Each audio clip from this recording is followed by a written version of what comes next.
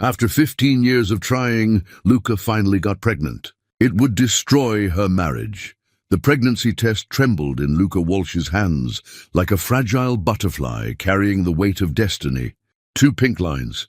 After 15 years of empty nurseries, failed attempts and whispered prayers, those 2 lines held everything she had ever wanted. Her reflection in the marble bathroom mirror showed a woman transformed, not just by hope, but by the fierce maternal love already coursing through her veins. She pressed the test against her heart, feeling it beat in rhythm with the tiny life growing inside her. This child would be her masterpiece, her legacy, the culmination of everything she and Harry had built together.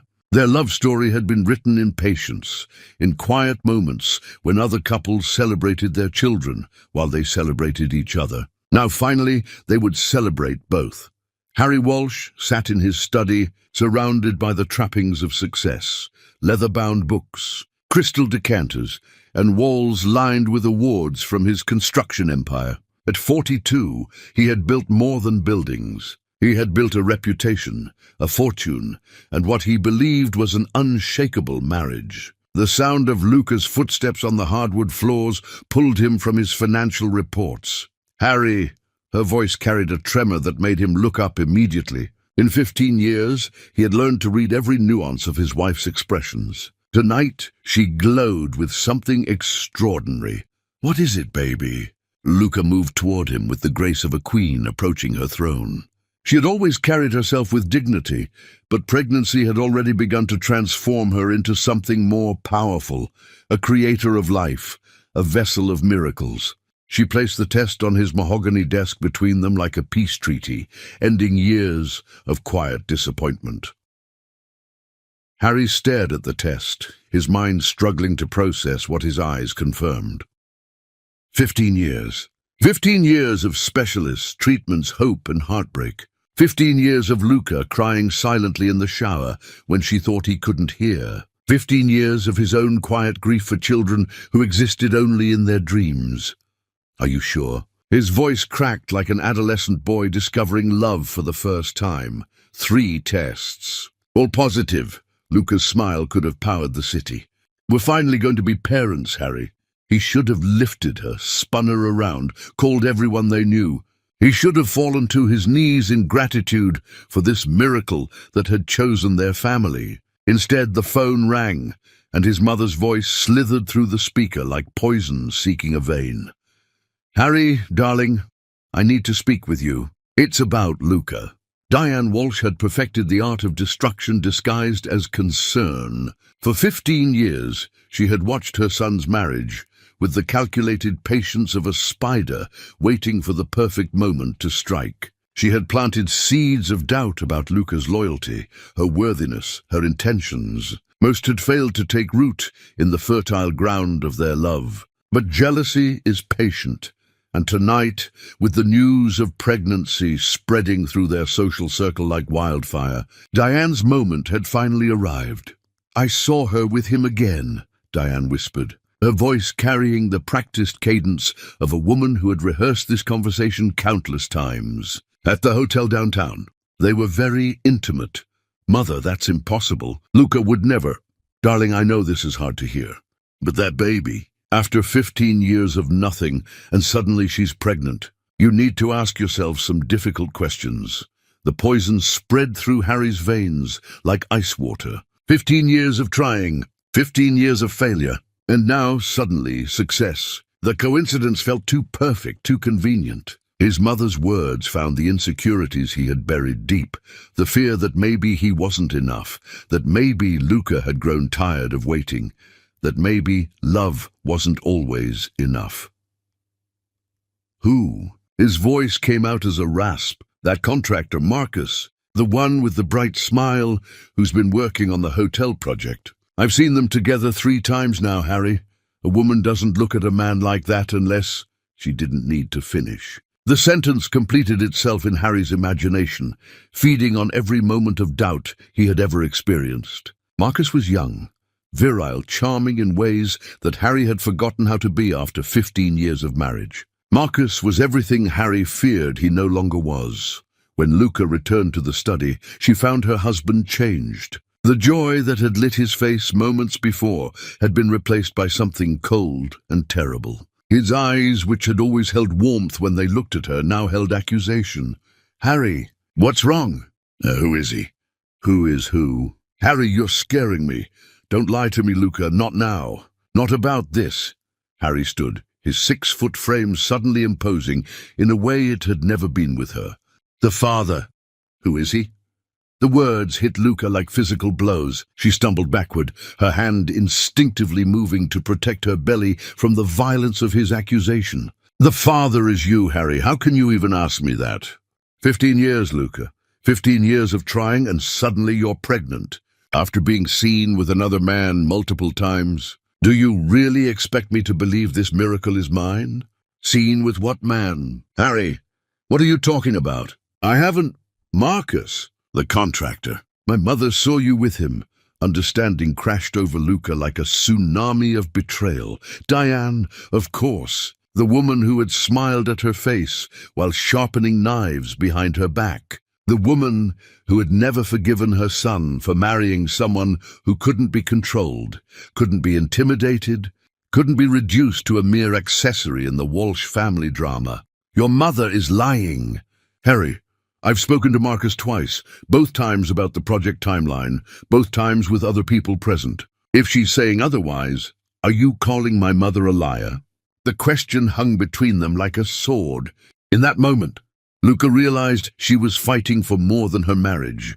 She was fighting for her identity, her truth, her right to be believed by the man who had vowed to trust her above all others. "Yes," she said simply. "I am." Harry's face twisted with something Luca had never seen before, disgust. "Get out. Harry, please. Just listen. Get out." His voice shattered the peaceful sanctuary of their home like glass breaking. "I don't want to see you. I don't want to hear your lies. Take your bastard child and get out of my house." The words were designed to break her. They were chosen with surgical precision to destroy everything she was, everything she believed about their love, everything she had built her life upon. But Luca Walsh was not a woman who broke easily. She straightened to her full height, her chin lifting with the defiance of queens who had faced execution with dignity intact. Her voice, when it came, was steady as granite and twice as strong. "This child is yours. Harry Walsh, when you realize what you've thrown away tonight, you don't expect me to be waiting for your apology." She walked upstairs with measured steps, packed a single bag with essentials, and left the pregnancy test on his pillow like a final gift he would never deserve to unwrap. When she descended the stairs for the last time, Harry stood in the doorway of his study, watching her leave with eyes that had already begun to show the first shadows of regret. Luca paused at the front door, her hand on the brass handle that would take her from wife to single woman in one turn. She looked back at the man who had been her world for 15 years, memorizing his face before she erased him from her future. "When our son asks about his father, I'll tell him the truth, that you chose your mother's lies over my love. I'll make sure he knows what kind of man abandons his family for gossip and fear." The door closed behind her with the finality of a coffin lid, and Luca Walsh walked into the night carrying the two most precious things in her life, her dignity and her child, related to divorce papers and steel resolve.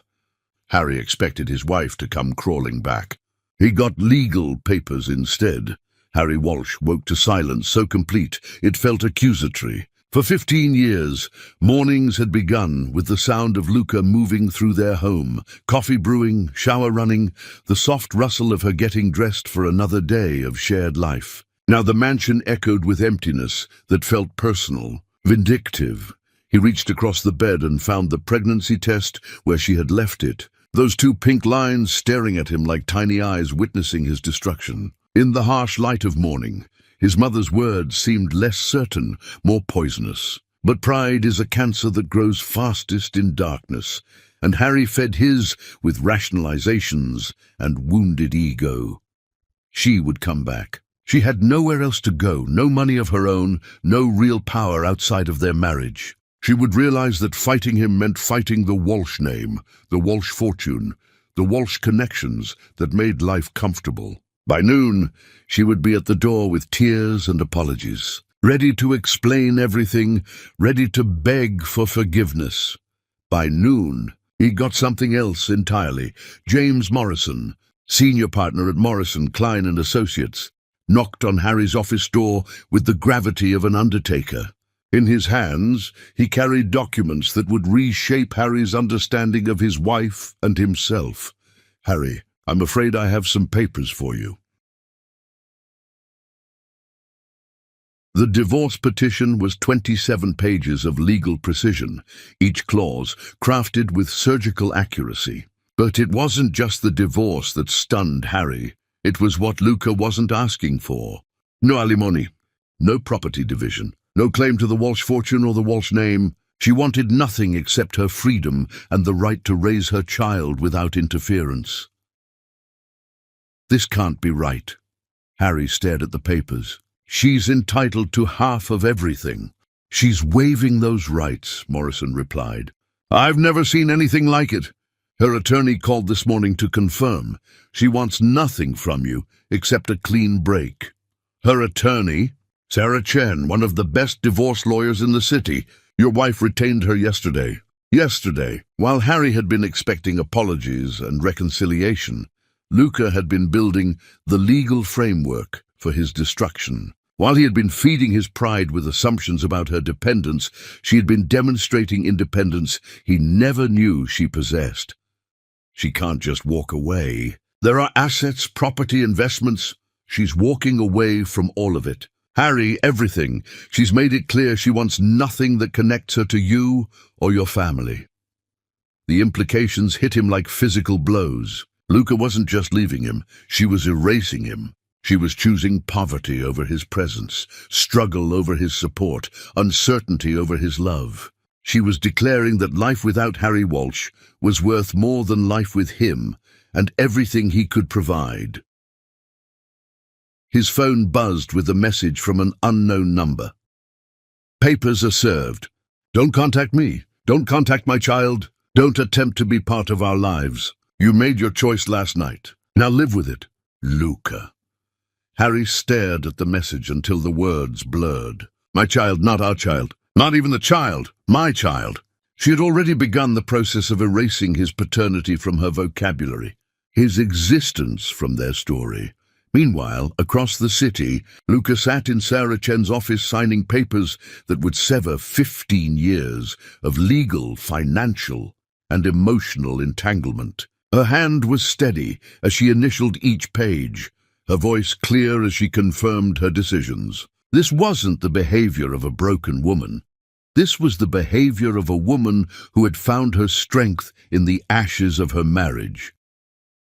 Are you sure about the financial provisions? Sarah asked. You're entitled to substantial support, property division, compensation for... I'm sure. Luca's voice carried the finality of a judge's gavel. I want nothing from him. Nothing he can use to control me, manipulate me, or claim ownership over my decisions. I want to be completely free of Harry Walsh. Where will you go? How will you support yourself and the baby? Luca's smile held secrets that would have terrified Harry if he could have seen it. I have plans. Those plans had been forming since the moment Harry had called her child a bastard. While he had been sleeping off his self-righteous anger, she had been making phone calls, liquidating the small investments she had kept in her maiden name, reaching out to contacts from her college business program who had always encouraged her entrepreneurial instincts. Luca had married young and poured herself into being the perfect wife, but she had never been stupid. She had watched Harry build his empire, learning the patterns and principles that separated successful business people from dreamers.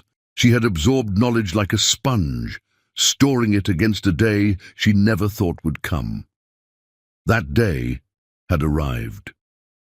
Her first call had been to Maria Santos, her college roommate who now ran a successful logistics company in Chicago. I need a job, Maria, and I need to disappear. What happened? My husband chose his mother over his wife and child. I'm about to show him what that choice really costs. Her second call had been to David Kim, a venture capitalist who had once told her she had the best business instincts of anyone in Harry's social circle. David, I want to start a company. I have some capital and a lot of motivation. What kind of company? The kind that makes men like Harry Walsh irrelevant. By the time Harry received the divorce papers, Luca had already begun building the infrastructure of her new life.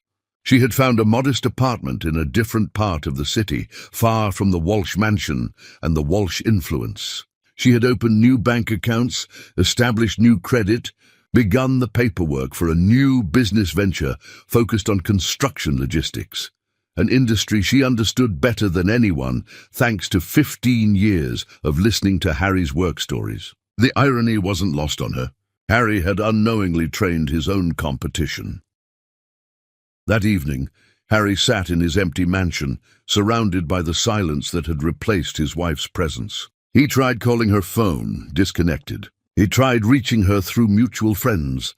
They claimed not to know where she had gone. He tried contacting her sister. The woman hung up on him after calling him several names that would have made a sailor blush. For the first time in his adult life, Harry Walsh was completely powerless. His money meant nothing. His connections were useless. His name carried no weight. Luca had simply vanished, taking their child and his future with her. He poured himself a whiskey and stared at the divorce papers, reading them like a man trying to decode his own death sentence. 27 pages that dismantled 15 years of marriage with the efficiency of a demolition crew. No anger, no vindictiveness, no emotional pleas, just legal precision that felt more insulting than any screamed accusation could have been. His mother called, her voice honey-sweet with false concern. "Darling, I heard about the papers. I'm so sorry, but you know this is for the best. She would have trapped you with that child. Bled you dry." Harry hung up on her for the first time in his life, alone in his mansion, surrounded by wealth that suddenly felt meaningless. Harry Walsh began to understand what he had lost. Not just a wife, he had lost his partner, his best friend, his moral compass, his future. He had traded love for lies, truth for pride. Forever for a moment of wounded ego. He looked at the pregnancy test still sitting on his desk. Those 2 pink lines now feeling like an accusation. A reminder, a promise of the life he had thrown away. Somewhere in the city, Luca was carrying his child and building a future that would never again include him. "She'll be back," he whispered to the empty room. But the words sounded hollow, even to him. "She has to come back." The silence that answered him suggested otherwise, and in that silence, Harry Walsh began to learn the difference between being alone and being abandoned. Luca had chosen to be alone. Harry had chosen to be abandoned. The distinction would haunt him for years to come, and tomorrow would prove that his nightmare was just beginning. Chapter 3. Building an Empire from Ashes. While Harry waited for Luca to fail, she was busy becoming unstoppable. The apartment was a third the size of the Walsh mansion, with windows that overlooked a busy street instead of manicured gardens. But to Luca, it felt like a palace because it was hers. Every stick of furniture, every plate in the small kitchen, every thread of fabric in the modest nursery she was preparing belonged to her and her alone. No one could take it away. No one could use it against her. No one could make her feel grateful for what she had earned. Pregnancy had given her a glow that seemed to emanate from within. Strangers smiled at her on the street, sensing something powerful and new in her bearing. She carried her growing belly like a crown, a visible symbol of the life she was creating, both the child inside her and the future she was building. The morning sickness had been replaced by an energy that felt almost supernatural. While Harry spent his days waiting for phone calls that would never come, Luca spent hers laying the foundation for an empire that would make his construction business look like a child's toy set. Her business plan was elegant in its simplicity: construction, logistics, and supply chain management. She had listened to Harry complain for 15 years about delayed deliveries, unreliable suppliers, miscommunications between contractors and vendors. She had absorbed every detail of his frustrations, every gap in the market, every opportunity he was too established to pursue. Now, she would fill those gaps. Luca's first client came through Maria Santos, who connected her with a mid-sized construction company struggling with project delays. "I can solve your supply chain problems," Luca told them, her voice carrying the confidence of someone who had nothing left to lose and everything to prove. Within 2 weeks, she had streamlined their processes, negotiated better deals with suppliers, and reduced their project completion time by 20%. Word spread through the industry like wildfire. The mysterious woman who had appeared from nowhere with solutions to problems no one else could solve. She worked 18-hour days, her laptop open at the kitchen table, her phone constantly ringing with new opportunities. The baby seemed to thrive on her ambition, kicking stronger whenever she closed another deal, as if celebrating their shared victories. By her 7th month, Luca's apartment had been transformed into a command center. Charts covered the walls, tracking suppliers' timelines and profit margins. Her small team of employees, carefully chosen for their skills and loyalty rather than their connections, worked remotely, coordinated by a woman who seemed to see 3 moves ahead of everyone else in the game. Harry's friends began mentioning her name in conversations, not knowing who she really was. "There's this new logistics company," they would say, "run by some woman named Luca. She's revolutionizing supply chain management." They would speak of her with the grudging respect that established businessmen reserved for disruptive competitors who couldn't be ignored. Harry heard these conversations with growing unease. The name was too familiar, the timing too convenient. But surely his wife, his ex-wife, couldn't be the same person. Surely the woman who had depended on him for everything couldn't be building something that was beginning to threaten his industry dominance. He hired a private investigator to confirm his suspicions, and the report that came back felt like reading his own obituary. Luca Walsh, now Luca Martinez, using her maiden name, was indeed the logistics genius his competitors were talking about. More than that, she was systematically targeting the gaps in his business model, the weaknesses he had ignored, the opportunities he had dismissed as too small to matter. She wasn't just succeeding, she was succeeding by being everything he wasn't. Where he was rigid, she was adaptable. Where he relied on established relationships, she built new ones based on performance. Where he commanded through hierarchy, she led through competence. The investigator's photos showed a woman transformed. Gone was the society wife who had adorned his arm at charity events. In her place was a businesswoman who walked like she owned the sidewalk, who spoke to clients with the authority of someone who had never met a problem she couldn't solve, who carried her pregnancy like armor rather than vulnerability. Harry stared at the photos until his eyes burned. This wasn't the broken woman he had expected to come crawling back. This was a stranger who wore his ex-wife's face and carried his child while building an empire that made his own success look accidental. The birth came in March, during a blizzard that shut down the city. Luca went into labor while reviewing a proposal that would double her company's revenue, her laptop still open when the contractions became too strong to ignore. She drove herself to the hospital, called her sister to meet her there, and brought Ollie Walsh into the world with the same determination she brought to everything else. The first thing she whispered to her son was a promise.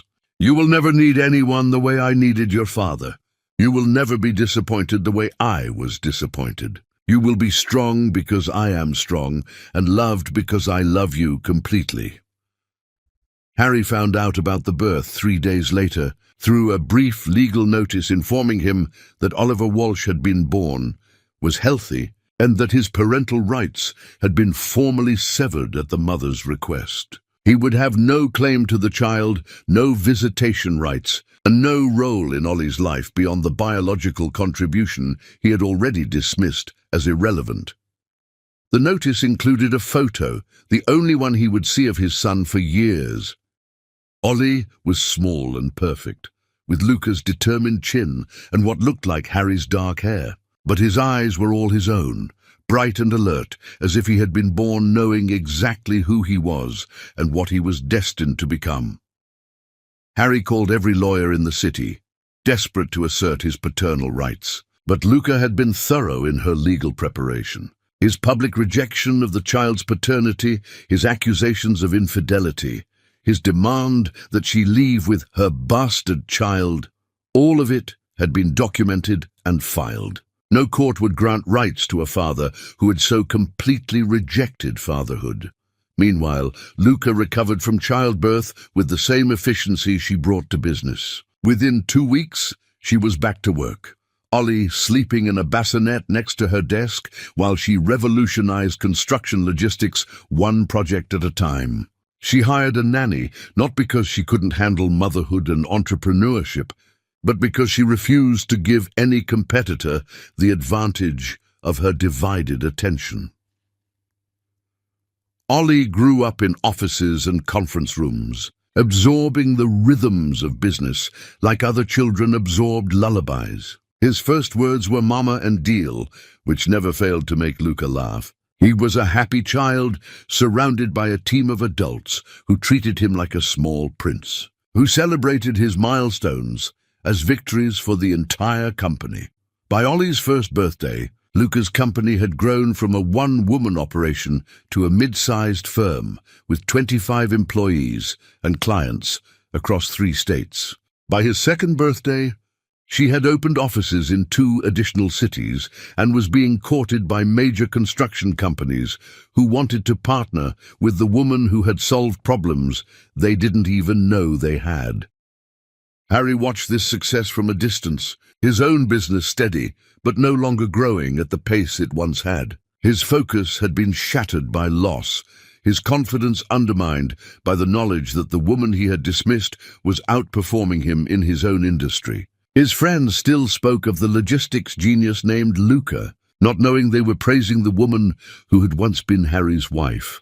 On Ollie's 3rd birthday, Harry hired another investigator to take updated photos. The child was beautiful, clearly intelligent, with a smile that felt like looking at his own baby pictures. Luca looked radiant, successful, completely content with the life she had built. They were photographed at Ollie's birthday party, surrounded by friends and employees who had become family, celebrating a child who would never know his father's name. Harry kept that photo on his desk, hidden beneath other papers, but always within reach. It was a reminder of what he had lost, what he had thrown away, what he had been too proud and too stupid to recognize as precious when it was his. His mother visited less frequently now, sensing perhaps that her poison had worked too well. She had wanted to destroy Luca's marriage to her son, but she had also destroyed her son in the process. Harry was wealthy but empty, successful but haunted, powerful but alone. "You did the right thing," she would say when she visited, but the words sounded hollow even to her. Harry would nod and pour another drink, staring out the windows of his empty mansion toward a life he could no longer reach. By Ollie's 4th birthday, the boy had begun asking questions about fathers, about families that looked different from his own. Luca answered him honestly but without bitterness. Some children have daddies, some have mommies, some have both, some have neither. What matters isn't the shape of your family, but the love inside it. And you, my darling boy, are loved completely. Ollie seemed satisfied with this explanation, as children often are when given truth instead of lies. He grew up secure in his mother's love, confident in his place in the world, unburdened by the absence of a father who had never wanted him anyway. What Ollie didn't know, what no one knew except Harry, was that his father watched from the shadows, collecting photos and newspaper articles about his son's achievements, like artifacts of a life he would never share. Harry had become a ghost haunting his own story, observing the family he had destroyed from a distance that felt like forever, and in his empty mansion, surrounded by wealth that couldn't buy back what he had lost. Harry Walsh began to understand that some mistakes are too large for apologies to cover, too deep for time to heal, too complete for redemption to reach. But understanding and accepting are different things, and Harry was nowhere near ready to accept that his story with Luca and Ollie was truly over. The reckoning he couldn't imagine was still years away, gathering strength like a storm on the horizon. Chapter 4. When Loyalty Dies.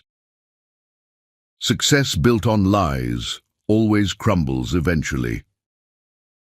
Harry Walsh had built his empire on handshakes and promises, on the old boy network that valued connections over competence, loyalty over innovation. For 20 years it had worked beautifully. His construction company had grown from a small operation to a regional powerhouse, sustained by relationships with suppliers who had done business with his father, contractors who valued stability over savings, and investors who trusted the Walsh name more than they trusted market analysis. But empires built on foundations of sand have a way of revealing their weakness when the tide changes. The first crack appeared when Peterson Holdings, his largest client, chose a different contractor for their flagship hotel project. James Peterson had been Harry's friend since college, had been best man at his wedding to Luca, had assured Harry that their business relationship was as solid as family bonds. "I'm sorry, Harry," Peterson said over lunch at their usual restaurant, "but this new logistics company is offering something we can't ignore. 20% faster completion times, 15% cost savings, and their track record is flawless. I'd be failing my investors if I didn't go with the better option." Harry felt ice forming in his stomach. "What logistics company?" "Some firm called Martinez Solutions, run by this woman named Luca Martinez. She's apparently revolutionizing how construction projects are managed. Haven't you heard of her?" The name hit Harry like a physical blow. Martinez, Luca's maiden name. The woman Peterson was praising, the competitor who was stealing Harry's biggest client, was his ex-wife. The woman he had kicked out for being unfaithful was now outcompeting him in his own industry using skills she had learned from watching him work. "I've heard the name," Harry managed.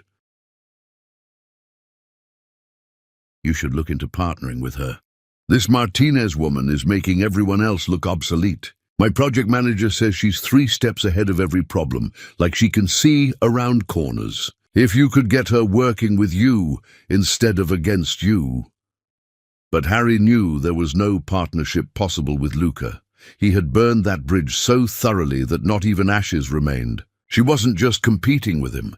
She was systematically dismantling everything he had built, using his own methods against him with improvements he had been too arrogant to consider. The second crack came from his supply chain. Rodriguez Materials, who had provided concrete for Harry's projects for 15 years, called to renegotiate their contract terms. Miguel Rodriguez, who had been a family friend, sounded uncomfortable but determined. "Harry, I need to be honest with you.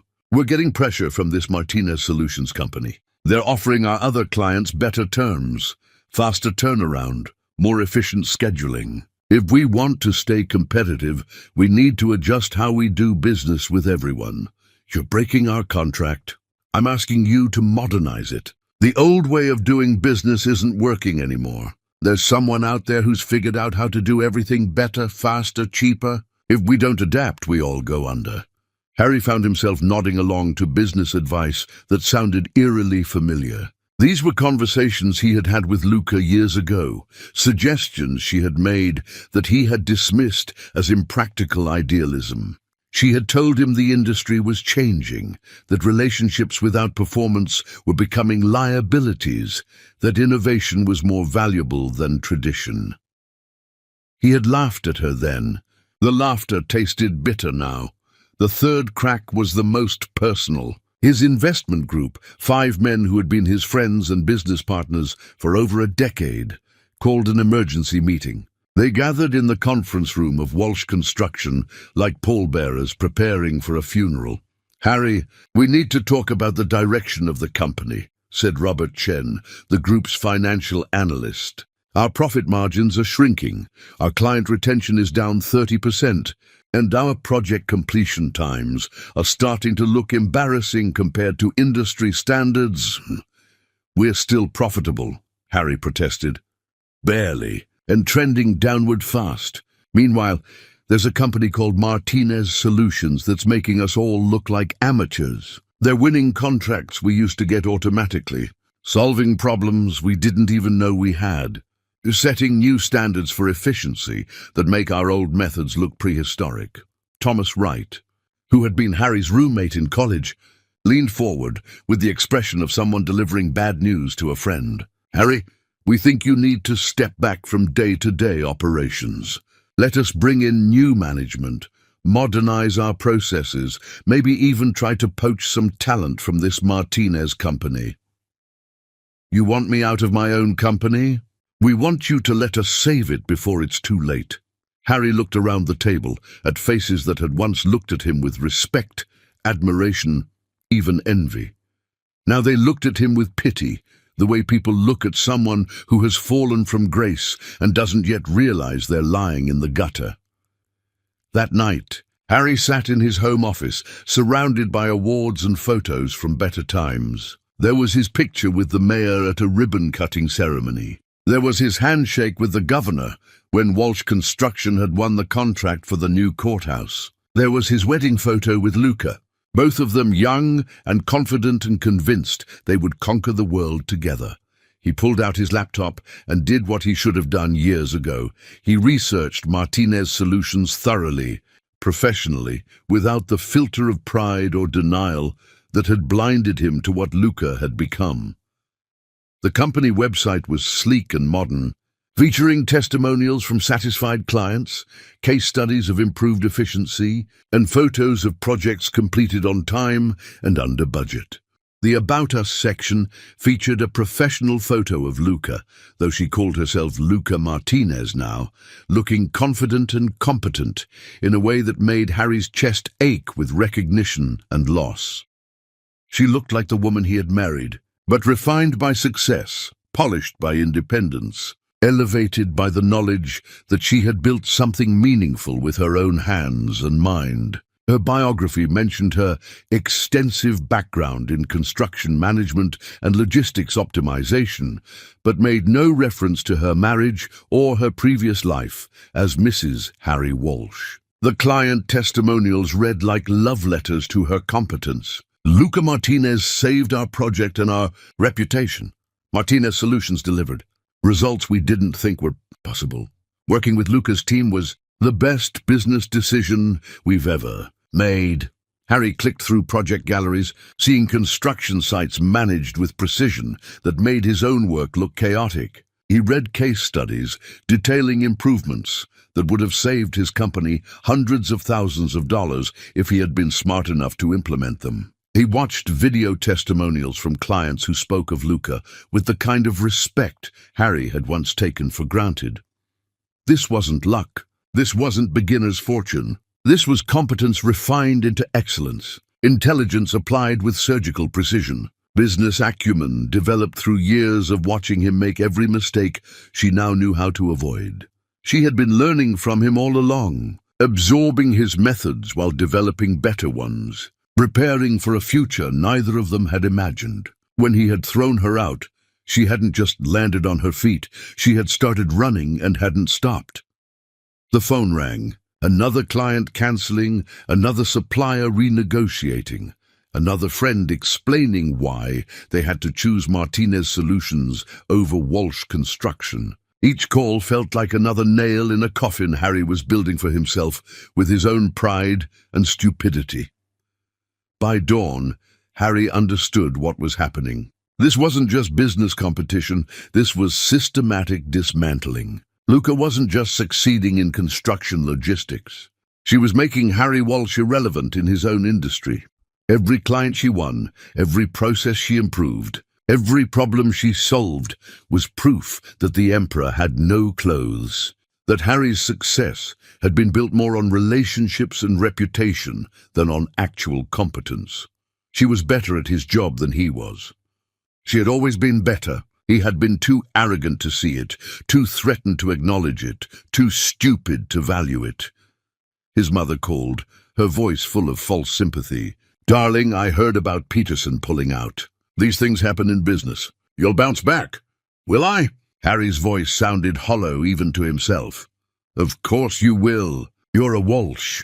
We always land on our feet." But Harry was beginning to understand that being a Walsh might not mean what it used to. Names and reputations were only valuable if they represented actual value. Luca had no famous family, no inherited advantages, no old boy network to rely on, and she was destroying him anyway, using nothing but intelligence, innovation, and the kind of work ethic that had once made him feel like the luckiest man alive to have her as a partner. He hung up on his mother and walked to the window, looking out at the city where somewhere his ex-wife was building an empire while his own kingdom crumbled. Tomorrow he would have to decide whether to fight a battle he was already losing, or find a way to salvage what remained of his dignity and his business. But tonight, for the first time since Luca had left, Harry Walsh allowed himself to acknowledge the truth that would change everything. He had thrown away the most valuable thing he had ever owned, and she was using what she had learned from him to prove it every single day. The sound of his own destruction was the success of the woman he had been too foolish to deserve. Chapter 5. The Untouchable. Queen, when Harry found Luca, she wasn't the broken woman he remembered. The glass towers of downtown reflected the morning sun like a crown of diamonds, and at the center of it all stood the Martinez Solutions building, 30 floors of steel and ambition that had risen from nothing in just 5 years. Harry sat in his car across the street, staring up at the monument to his ex-wife's success, gathering courage for a conversation he should have had years ago. He had hired 3 different private investigators over the past year, each one confirming what he already knew but couldn't accept. Luca had become everything he had once been, and more. Her company occupied floors 25 through 30 of the building, with a staff of over 200 employees and contracts spanning the entire eastern seaboard. The investigators' most recent report had included photos that felt like looking at a stranger. Luca arriving at work in a sleek black car, wearing designer suits that spoke of success earned rather than inherited. Luca in board meetings, commanding rooms full of executives with the easy confidence of someone who had never met a problem she couldn't solve. Luca at industry awards ceremonies, accepting recognition for innovations that were revolutionizing construction logistics. She had become a queen in an industry ruled by kings, and she had done it without asking anyone's permission. Harry checked his reflection in the rearview mirror, straightening his tie and trying to summon the confidence that had once come naturally. 5 years ago, he had been the established player, the one with connections and reputation. Now he felt like a petitioner approaching a throne, hoping for audience with royalty who had outgrown the need for his approval.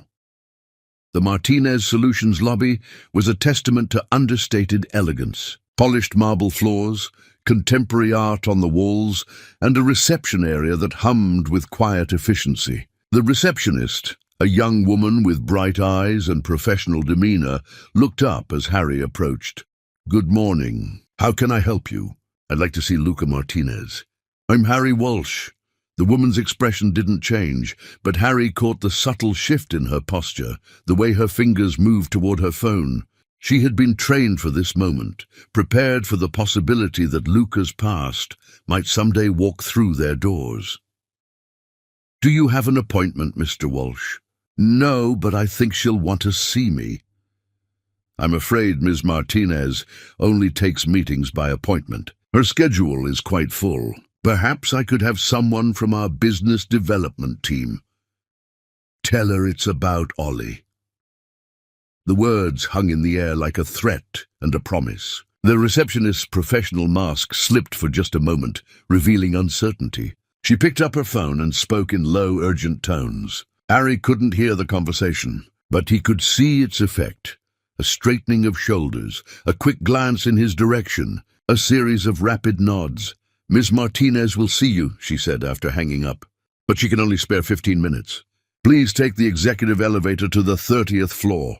The elevator ride felt eternal. Each floor marking another level of success that separated the woman he was about to see from the woman he had once been married to. When the doors opened, Harry found himself in an executive suite that spoke of power wielded with precision rather than displayed for show. Luca's office occupied the building's northeast corner, with floor-to-ceiling windows offering views of the city that made Harry feel small by comparison. She sat behind a massive desk made of some dark wood he couldn't identify, her attention focused on a tablet, displaying what looked like project timelines and budget analyses. She didn't look up immediately, and Harry realized this was intentional, a power play that demonstrated how completely their roles had reversed. Once she'd waited for his attention, hoped for his approval, structured her day around his schedule. Now he stood in her office, waiting for her acknowledgement like a supplicant seeking favor from a distant god. When she finally looked up, Harry felt his breath catch. 5 years had refined her beauty into something more dangerous than mere attractiveness. Her hair was shorter now, styled in a way that framed her face with professional elegance. Her skin had the glow that came from purpose fulfilled and challenges conquered. But it was her eyes that stopped his heart. They held no anger, no hurt, no residual emotion from their shared past. They held nothing at all where he was concerned, and that was more devastating than hatred could ever have been. "Harry," her voice was professionally neutral, the tone she might use with any stranger conducting business. "You mentioned Ollie. Is something wrong?" "No, nothing's wrong. He struggled to find words that wouldn't sound pathetic. "I wanted to see you." "To talk? About what?" The question was delivered without malice, but its simplicity cut through every practice speech he had prepared. About what indeed? About their marriage? About the child he had rejected? About the success she had built from the ashes of their relationship? About the fact that she had become everything he had never imagined she could be? "About us," he said finally. Luca leaned back in her chair, and for the first time something like amusement flickered in her eyes. Not the warm laughter he remembered from their marriage, but the cool satisfaction of someone watching a chess opponent realize they had already lost the game. "There is no us. Harry, there hasn't been for 5 years. But Ollie is my son. You made that very clear when you threw us out. You called him a bastard, remember? You said you didn't want to see either of us again. I took you at your word." The words were delivered without heat, but they landed like physical blows. Harry found himself gripping the back of the chair in front of her desk, needing something solid to anchor him as the ground shifted beneath his feet. "I made a mistake. I was wrong about everything. I let my mother—" "Your mother didn't make your choices, Harry. You did. You chose to believe lies over love, suspicion over trust, pride over family. Those were your decisions. I want to make it right. There's nothing to make right. I've made a good life for myself and my son. We don't need anything from you." The casual way she said "my son" felt like a door slamming shut. Not our son, not your son too, but my son. As if Harry's biological contribution was irrelevant, as if Ollie belonged entirely to her in every way that mattered. He's my son too. Biologically, perhaps, but in every way that matters, love, support, guidance, presence, he's mine alone. You forfeited any claim to fatherhood when you rejected him before he was even born. Harry looked around the office, taking in the awards on the walls, the photos of successful projects, the evidence of a life built without him. There were no pictures of Ollie visible, which somehow felt worse than if there had been. It meant she kept their son completely separate from her professional life, protected from any connection to the Walsh name or the Walsh legacy. "I've been following your company," he said. "You've done incredible things. Thank you. I mean it. You've revolutionized the industry. You're better at this than I ever was. I know. The simple confidence of her response hit him harder than any boast could have. She wasn't gloating or trying to hurt him. She was just stating a fact that both of them knew to be true. She was better at his job than he had ever been, and she had proven it by systematically outcompeting him in his own market. I could have helped you, he said. If I hadn't been so stupid, so proud, could have, would have, should have. None of that matters now, Harry. I didn't need your help then, and I don't need it now. I built this myself, from nothing while raising a child alone.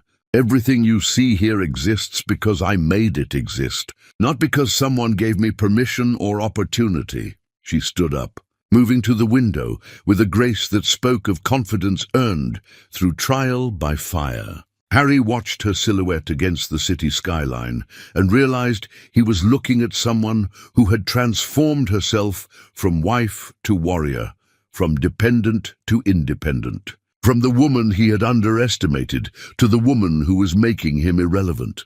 What do you want, Harry? Really? The question hung in the air between them, heavy with implications. What did he want? Forgiveness? Reconciliation? A second chance at a life he had thrown away? The right to know his son? The opportunity to be part of the empire she had built? I want my family back, he said quietly. Luca turned from the window, and for a moment, something flickered across her face. Not hope, not anger, but something that might have been pity. Your family, she said softly. Harry, you threw your family away 5 years ago. What you want now is my family. My son, my life, my success. But none of that belongs to you anymore. I could change. I could be different. I'm sure you could. But I don't need you to change, and I don't need you to be different. I need you to understand that I've moved beyond needing you at all. The finality in her voice was like a judge's gavel falling, pronouncing sentence on hopes he had been nursing for years. Harry felt something break inside him. Not his heart, which had been broken long ago, but his pride, his certainty that wealth and charm and determination could fix anything. Can I at least see him? Meet him? Why? Because he's my son. He's a child who has never needed a father because he's had a mother who was enough. He's happy, Harry. He's loved, secure, confident. He has a good life. Why would I disrupt that for your benefit? Harry had no answer that didn't sound selfish, no argument that put Ollie's needs above his own wants. He was asking to insert himself into a life that was complete without him, to claim a role he had abdicated, to matter to someone who had learned to thrive in his absence. Your 15 minutes are up, Luca said, returning to her desk, and I have a conference call with clients in Seattle. If you'll excuse me. Harry stood there for a moment longer, looking at the woman who had once been his wife and was now something far more dangerous, his superior in every way that mattered. She had already dismissed him from her attention, her focus returning to the work that had made her more successful than he had ever been. Walking back to the elevator, Harry understood that he hadn't just lost his family. He had lost his relevance in their story. Luca hadn't just survived his abandonment. She had used it as fuel to become everything he had never imagined she could be. She was untouchable, not because she was hiding, but because she was flying at altitudes he couldn't reach. As the elevator descended, Harry realized he wasn't just going down 30 floors. He was returning to a world where Luca Martinez was the standard of excellence, and he was just another man who had underestimated the wrong woman. The Queen had granted him an audience, and he had been found wanting.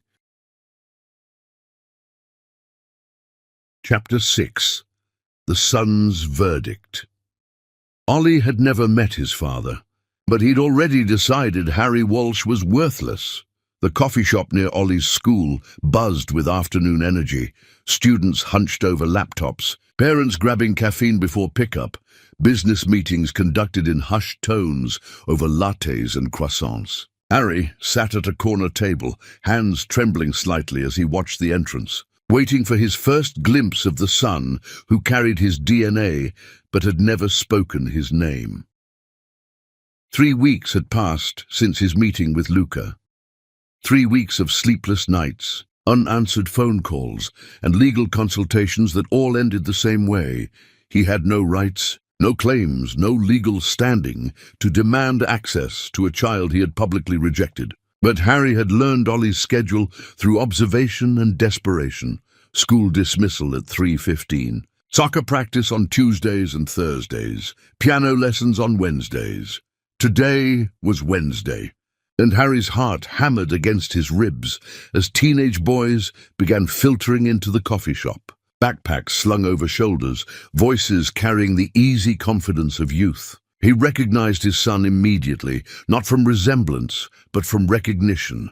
The way Ollie moved through space with purpose, the way other kids seemed to orbit around him, the way he carried himself like someone who had never doubted his place in the world.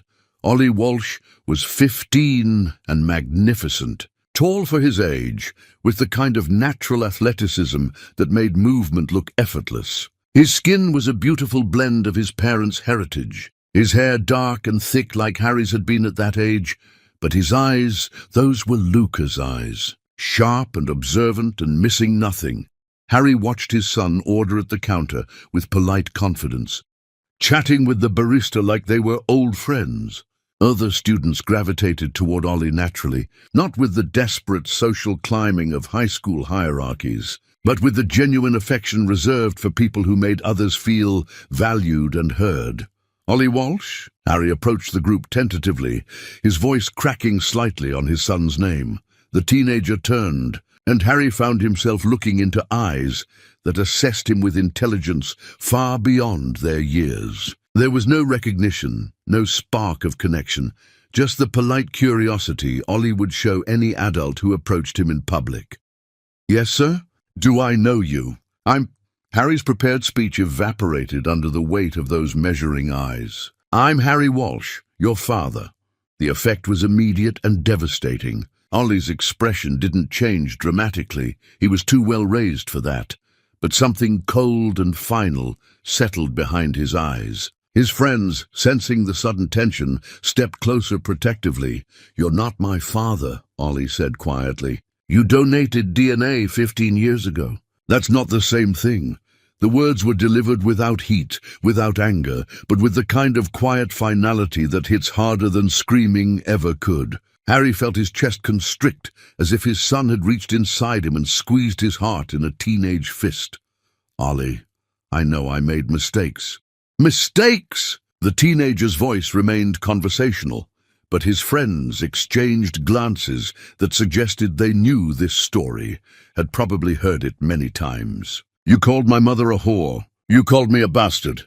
You threw us out when she was pregnant. Those weren't mistakes. Those were choices." Other customers were beginning to notice the conversation, smartphones discreetly angled to capture what was clearly becoming a confrontation. Harry realized he had walked into an ambush of his own making, orchestrated by a 15-year-old who had inherited his mother's strategic thinking and sharpened it into a weapon. "I was wrong about everything. I let your grandmother poison my mind with lies." "Don't!" The single word carried so much authority that Harry actually stepped backward. "Don't blame your mother for your decisions. Don't make excuses. And don't stand there and pretend this is about me, when it's obviously about you feeling guilty. I want to get to know you. I want to be part of your life." Ollie laughed, but there was no humor in it. "My life? You mean the life my mother built while working 18-hour days to support us both? You mean the life where she never missed a soccer game, never forgot a piano recital, never let me feel like I was missing anything by not having a father? That life. You are missing something. You're missing a father who loves you." "No," Ollie said, and his certainty was absolute. "I'm not missing anything. My mother loves me. My aunts love me. My mother's friends love me. I have teachers who care about me, coaches who believe in me, and a whole company full of people who've watched me grow up. I don't need love from someone who didn't want me." The casual way Ollie dismantled Harry's assumptions felt like watching a masterclass in emotional warfare. This wasn't a confused teenager acting out. This was a young man who had been raised by a woman who never spoke ill of Harry, but had taught their son to value actions over words, presence over promises, loyalty over biology. "I do want you now," Harry said desperately. "Now that you need something from me, you mean? Now that you've realized my mother is more successful than you ever were? Now that you're facing the consequences of your choices?" Harry stared at his son, seeing not just Luca's intelligence, but her ability to cut straight to the truth of any situation. Ollie wasn't wrong. Harry's desire to reconnect had coincided perfectly with his business failures, his growing isolation, his dawning understanding of what he had lost. "Your friends can record this if they want," Ollie continued, noticing the phones trained on them. "I don't mind people knowing the truth. My mother built an empire while raising me alone. She never said a bad word about you, but she never made excuses for you either. She just made sure I knew that good men don't abandon their families, and real fathers don't need to be begged to love their children. I could be a good father now." To who? Ollie's question was genuinely curious, as if he were asking Harry to solve a math problem. "You couldn't be a good father to the baby I was. You couldn't be a good father to the toddler I was. You couldn't be a good father to the child I was. What makes you think you can be a good father to the teenager I am now? Because you've learned that my mother is more successful than you. You've learned that I exist and I'm doing well. You've learned that you made a mistake. But have you learned how to love someone even when they disappoint you? Have you learned how to trust someone even when other people plant doubts? Have you learned how to choose your family over your pride?" The questions hung in the air like an exam Harry knew he would fail. Every word out of his son's mouth revealed the depth of his own failure, not just as a husband, but as a man. Ollie wasn't cruel or vindictive. He was simply holding Harry accountable for choices that had shaped a child's entire worldview. "I want the chance to prove I can learn those things. Why? Should I care what you want?" Ollie asked, and for the first time, Harry heard emotion in his son's voice. Not anger, but something deeper and more damaging.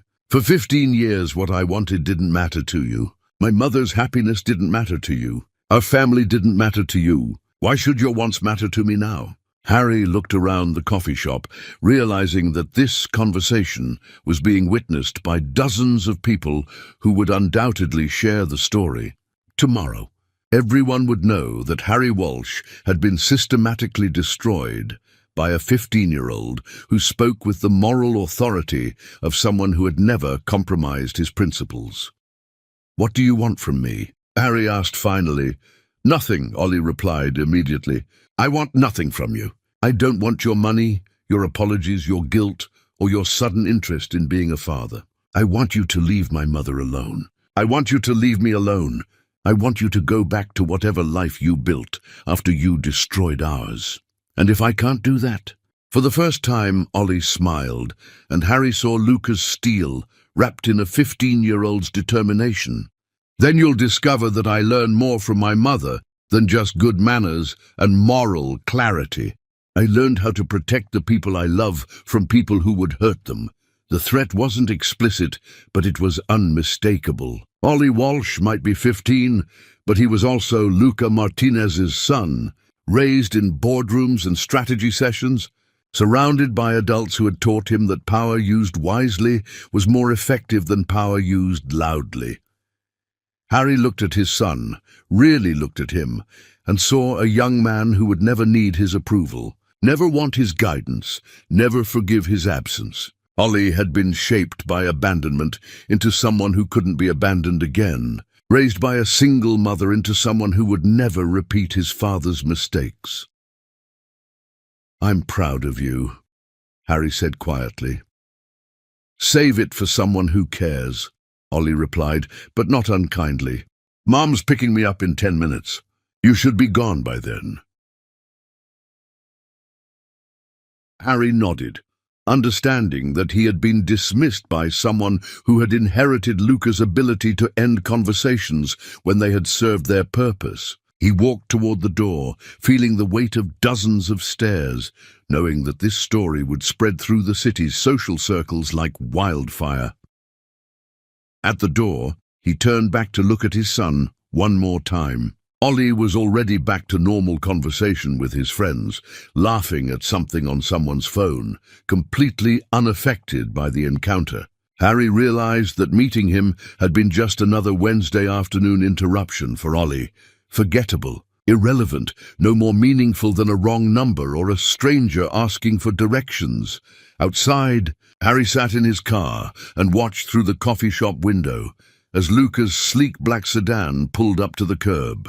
Ollie emerged from the shop with easy confidence, sliding into the passenger seat with the comfortable familiarity of a child who had never doubted his welcome anywhere his mother was. Through the car's tinted windows, Harry caught a glimpse of Luca, listening to whatever story Ollie was telling about his day. Her attention completely focused on her son. Neither of them looked toward the coffee shop or acknowledged Harry's presence in any way. He had become invisible in their story, a footnote in their success, a cautionary tale they might reference but never revisit. As they drove away, Harry understood that he hadn't just met his son. He had been judged by him and found wanting. And the verdict, delivered with 15-year-old clarity and Luca's uncompromising moral standards, was final. Harry Walsh was not a father because fathers don't abandon their children, and some mistakes are too fundamental to forgive. The reckoning he had feared was beginning, and his own son was the judge who would show him no mercy. Chapter 7.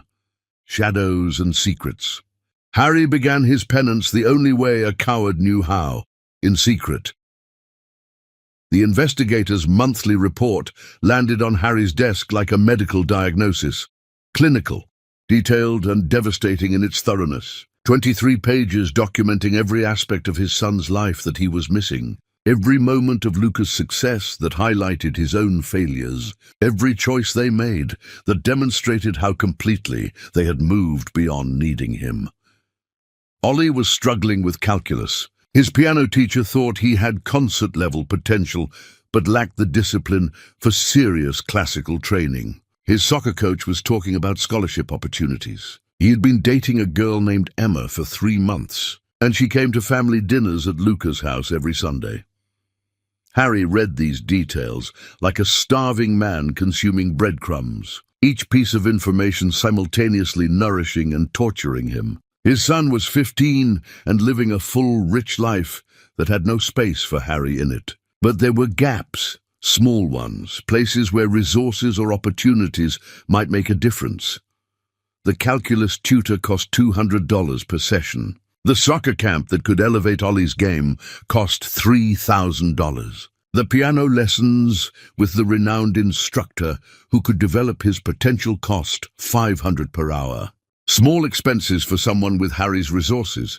Impossible luxuries for a single mother building a business from scratch. No matter how successful she had become, Harry began with the anonymous scholarships. The prestigious soccer camp suddenly received a donation from an unnamed benefactor, earmarked for students who showed exceptional promise but needed financial assistance. Ollie's name appeared on the recipient list as if by magic. His acceptance letter arriving with a full scholarship that covered not just tuition, but equipment, transportation, and meals.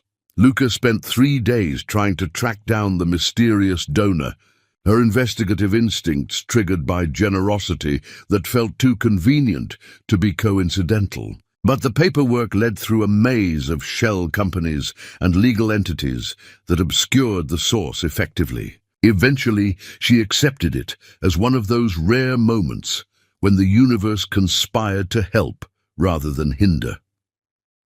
"Someone's watching out for you, baby," she told Ollie as they celebrated his acceptance. "Make sure you deserve their faith in you." Harry watched from across town, reading the investigators' report about their celebration dinner, drinking wine that tasted like victory and regret in equal measure. He had given his son something meaningful, opportunity, advancement, a chance to develop his talents. And he had done it without demanding credit, without expecting gratitude, without forcing his presence into their lives. It felt like the first right thing he had done as a father.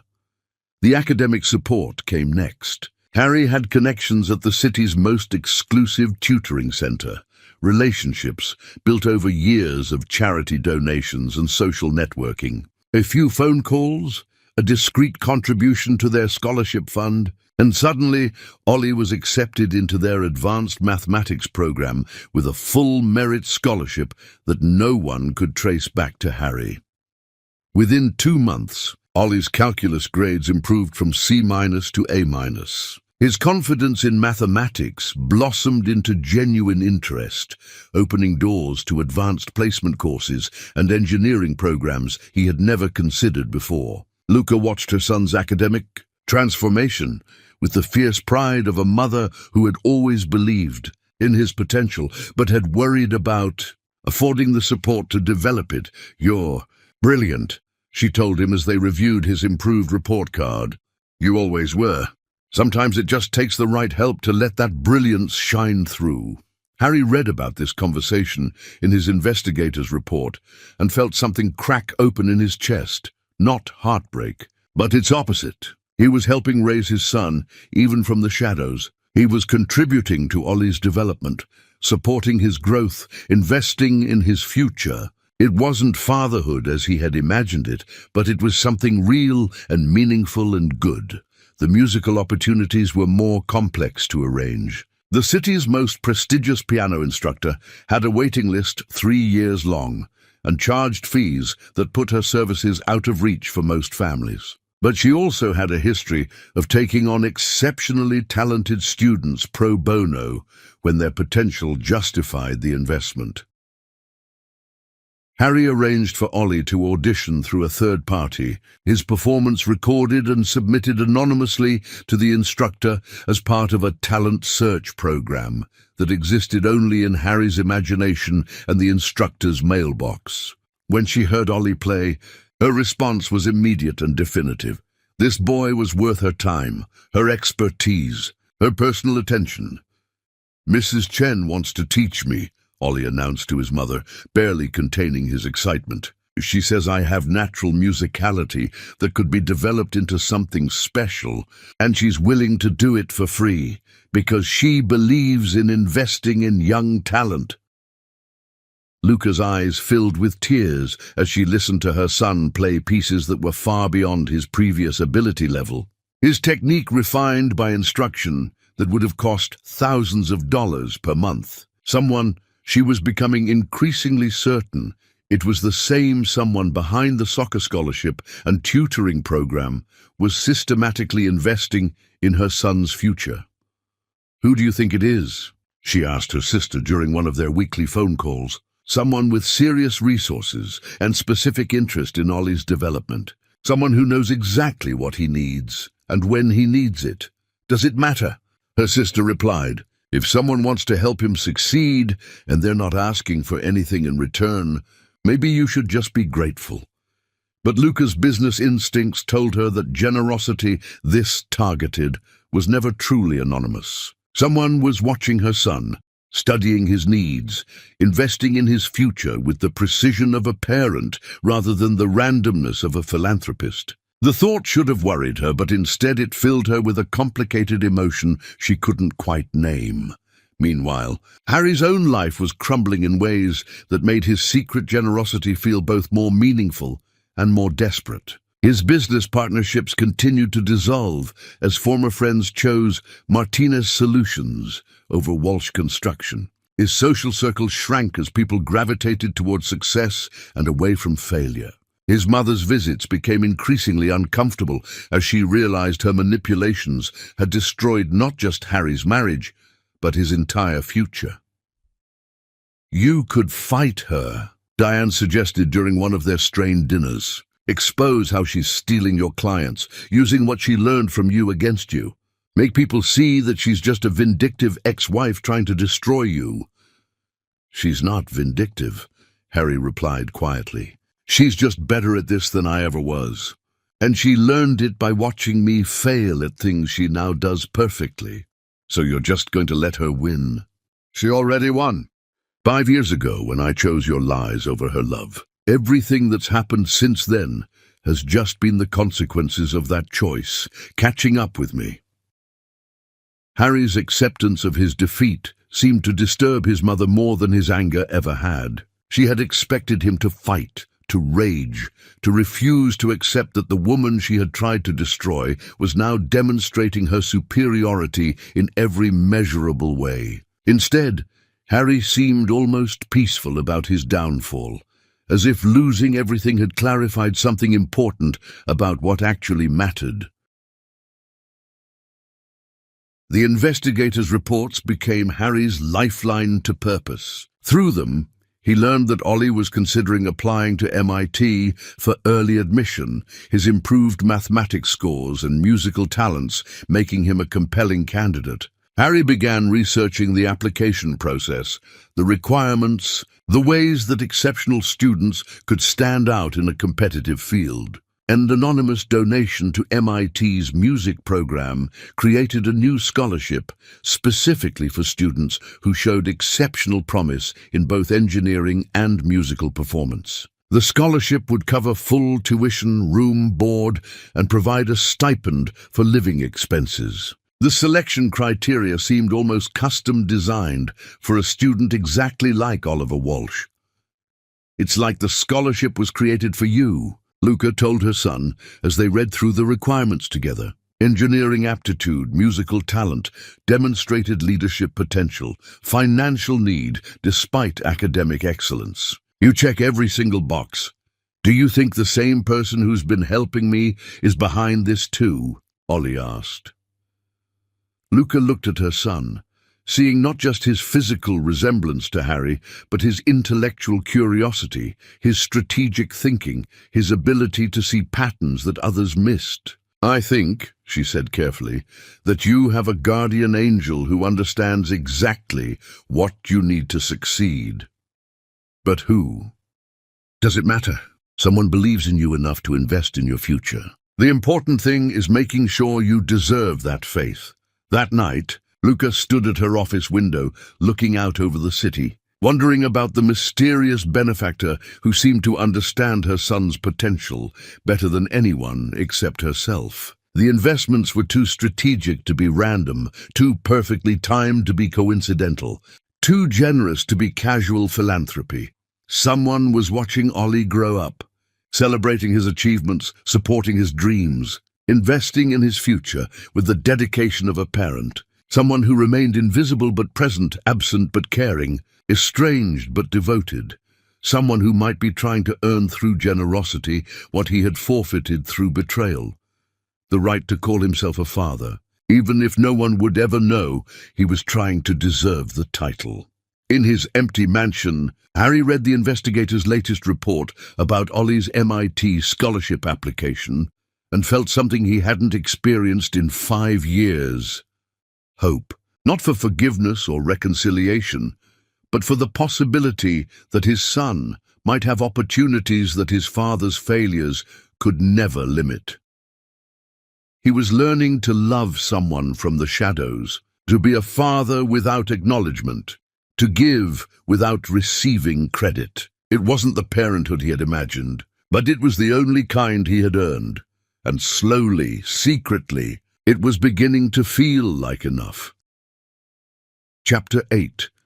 Cracks in the Armor. Even the strongest hearts can soften, slightly. Ollie Walsh had inherited his mother's analytical mind, and at 15, he had learned to observe patterns the way other teenagers observed social media trends. The scholarship to soccer camp, the sudden availability of the best calculus tutor in the city, the piano lessons with Mrs. Chen, the MIT scholarship that seemed custom-designed for his exact talents and circumstances. None of it felt like coincidence to someone raised by a woman who had built an empire on the principle that nothing worthwhile happened by accident. He began keeping a notebook, documenting each mysterious opportunity the way his mother tracked business metrics. The timing, the requirements, the selection processes, All of it pointed towards someone with significant resources and intimate knowledge of his needs, his strengths, his potential. Someone who understood not just what he wanted, but what he needed to succeed. Someone who cared enough to watch from the shadows, but remained too proud or too guilty to step into the light. The realization came to him during a particularly challenging piano lesson with Mrs. Chen. She was pushing him through a complex piece by Rachmaninoff, her teaching style demanding excellence while somehow making every mistake feel like progress toward perfection. During a break, she mentioned something that made Ollie's analytical mind focus with laser precision. "Your anonymous sponsor has interesting timing," she said casually while organizing sheet music. "The initial inquiry about your talent came just 3 days after your mother's interview in Construction Weekly, where she mentioned your musical abilities. Most benefactors aren't quite so responsive to current events." Ollie went home that evening and did what his mother had trained him to do when facing a complex problem. He gathered data, analyzed patterns, and followed the evidence to its logical conclusion. Construction Weekly had featured a cover story about Martinez Solutions' rapid growth, including a sidebar about Luca balancing motherhood and entrepreneurship. The article had mentioned Ollie's academic challenges, his musical talent, his soccer potential, and his mother's concerns about affording the support he needed to develop his gifts. 3 days later, the piano scholarship inquiry had been made. 5 days after that, the soccer camp scholarship. Within 2 weeks, the tutoring program. Someone was reading articles about his family and responding to his mother's expressed concerns with targeted assistance. Someone who knew exactly what kind of help would matter most. That someone could only be his father. The knowledge sat in Ollie's chest like a stone, heavy with implications he wasn't sure he was ready to examine. For 15 years, he had lived with the certainty that Harry Walsh was irrelevant to his life, a man who had chosen pride over family and lived with the consequences. The idea that his father had been watching from the shadows, supporting his development, investing in his future without demanding credit or recognition, it complicated everything Ollie thought he knew about abandonment, responsibility, and love. He didn't tell his mother about his suspicions immediately. Instead, he began watching for other signs, other evidence of invisible support. The small scholarship that covered his school's technology fee, the anonymous donation that funded new equipment for the soccer team, the mysterious benefactor who had endowed a music practice room at his school, available to students who showed exceptional promise. All of it traced back to someone with intimate knowledge of his daily life and unlimited resources to address his needs. His father was trying to be a parent in the only way he had left, through generosity that demanded nothing in return, support that came with no strings attached, love expressed through actions rather than presence. It was insufficient and overwhelming at the same time, inadequate compensation for 15 years of absence, but undeniable evidence of someone who cared enough to sacrifice credit for impact. Ollie found himself studying his reflection more carefully, looking for traces of the man who shared his DNA but had forfeited the right to share his life. The dark hair, the height that was already surpassing his mother's, the way his hands moved when he played piano. There were similarities that couldn't be denied, connections that went deeper than conscious choice. The confrontation with his suspicions came during a family dinner at his aunt's house. Luca was describing the latest mysterious scholarship that had appeared. This one funding a summer engineering program that would give Ollie advanced placement credits toward his eventual MIT application. "Someone really believes in you," his aunt commented. "This level of support doesn't happen by accident." "No," Ollie said quietly, "it doesn't." Something in his tone made Luca look at him sharply. After 15 years of single motherhood, she had developed radar for her son's emotional states that bordered on psychic. "What's on your mind, baby?" "I think I know who our mysterious benefactor is." The room went quiet. Luca set down her fork, giving Ollie her complete attention. "Who?" "My father." The words hung in the air like smoke, visible and toxic and impossible to ignore. Luca's face went through a series of micro-expressions: surprise, consideration, recognition, and something that might have been resignation. "What makes you think that?" "The timing, the precision, the fact that every scholarship and opportunity addresses something you mentioned in interviews or articles. Someone's been reading about us, Mom. Someone with resources and detailed knowledge of what I need. Someone who cares, but can't admit to caring." Luca was quiet for a long moment, processing information with the analytical rigor that had made her successful in business. When she spoke, her voice was carefully neutral. "Would it matter if it was him?" "I don't know," Ollie admitted. "It doesn't change anything about what he did to us. It doesn't excuse 15 years of absence. But it also doesn't feel like the behavior of someone who doesn't care. Caring and being present are different things, Ollie. I know. But so are abandonment and investment. If he's been supporting me this whole time, without asking for credit or recognition, what does that mean?" Luca studied her son's face, seeing Harry's analytical nature combined with her own moral complexity. Ollie was too intelligent to dismiss evidence that didn't fit his preferred narrative, too honest to ignore uncomfortable truths, too compassionate to reject gestures of love simply because they came from an imperfect source.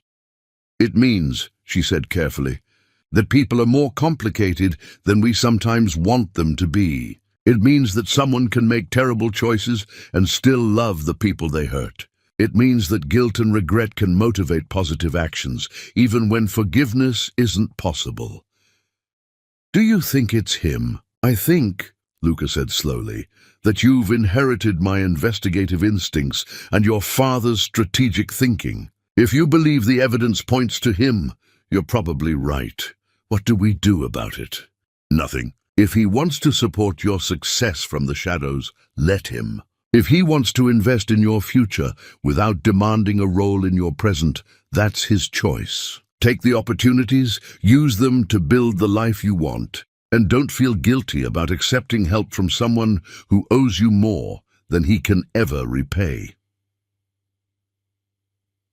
That night, Ollie lay in bed thinking about fathers and sons, about love and abandonment, about the difference between presence and support. His father was a stranger who had rejected him before birth, but also apparently the invisible force that had been ensuring he had every opportunity to succeed. Harry Walsh was both the man who had called him a bastard and the man who was funding his path to MIT.